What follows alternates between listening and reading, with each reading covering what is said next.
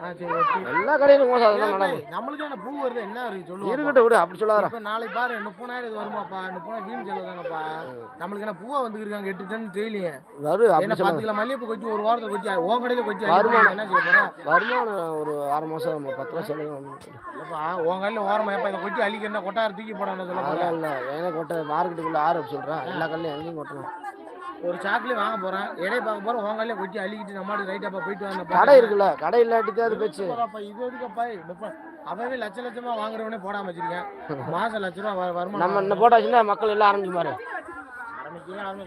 இது எதுக்குன்றேன் எங்காலும் கேட்டா அன்னைக்கு வேமா சரின்றாரு. நேற்று யாரு சொல்றாரு ஏந்திரி இங்கிட்டு விட்டுருவாங்க ஒட்டலையா, நம்ம வேணும் வேணாம்டுமா என்ன ஓவர் போனேன். நம்ம என்ன சொல்லி ஒட்டு முடியும் ஒட்ட நம்மளுக்கு தேவையா? ஆமா, அது ஒன்று கெடுத்ததா இருக்கக்கூடாது. அன்னைக்கு அப்ப கேட்கிறேன்னே இல்லப்பா அந்த கோவில் இருக்கு அப்படி ஒதுங்கி நம்மளை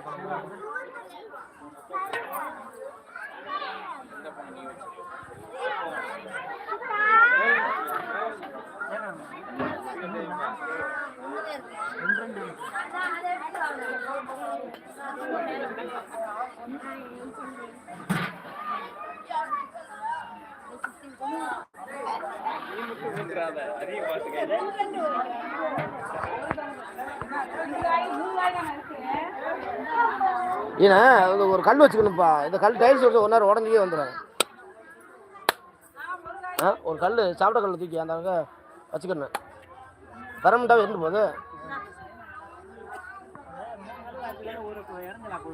இல்லை. இந்த அணக்குள்ள சிம்பிளா அது போய் ஐடியா பண்ணி வாங்கிட்டாரு. சிம்பிளா உடைக்கிற மாரி வச்சு வந்துட்டார்ல.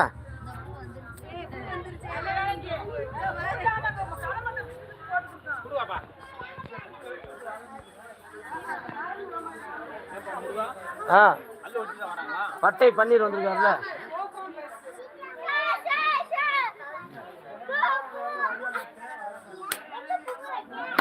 இந்த இங்கோண்டுக்கா இந்த சித்தப்பாட கூட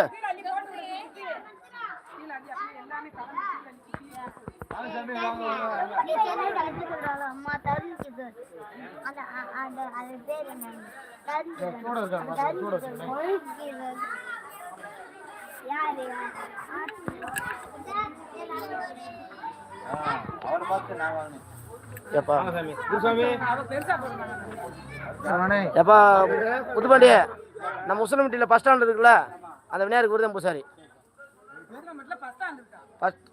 பஸ் ஸ்டாண்டு கட்டிக்கிறாங்கல்ல, விநாயகர் வச்சிட்டாங்க அங்கே வச்சிட்டாங்க. இவர் தான் பூசாரி அங்கே. இவர் நியமிச்சிட்டாங்க, கவர்மெண்ட் நியமிச்சிட்டாங்க. சம்பளம் மாதம் மாதம். ஆமாம் சாமி, நாராஜன் நியமிச்சிட்டாங்க.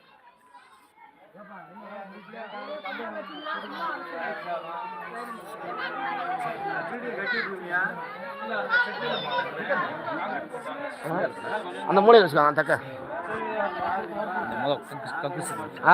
அங்கேதான்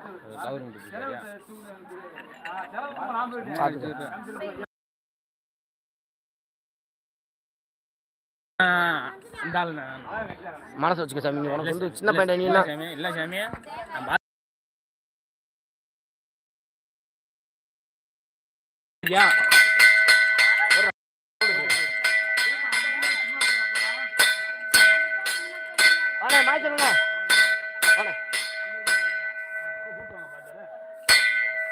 நல்லா போடுங்கப்பா. இந்த